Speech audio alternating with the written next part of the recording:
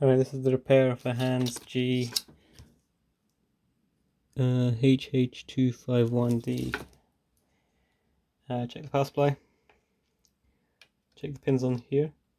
I was getting 5 volts but not 12.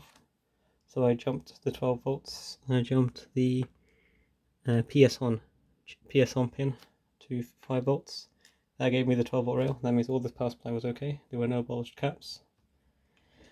So if I took the connector on this end, shorted PS on to 5 volts, which gave me 12 volts. That means all of this was alright. No bulged caps. On here, that means this was not giving PS on,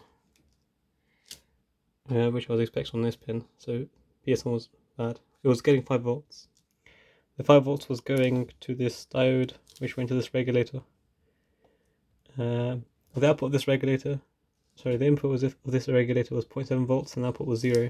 So this is supposed to be like a 4 point something volt regulator. So the input was wrong, so it was 0.7 volts. And the input goes through a diode, probably one way, reverse polarity. And then goes to the FET. The regulator. The output of the diode was 0.7 volts, and the input of the diode was about 5 volts. So that means the diode was dropping all the voltage down to 0.7. I replaced the diode. It was N1N4007. I found a 1N4003 for 1N4004. That's fine. The last number is the volts. This is only on a 5 volt circuit, so 1N4003 or 4 is fine.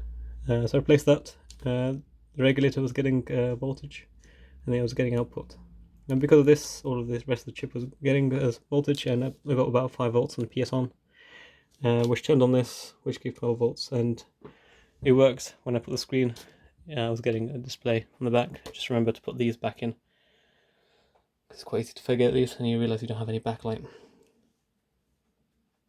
Oh yeah, it's quite easy.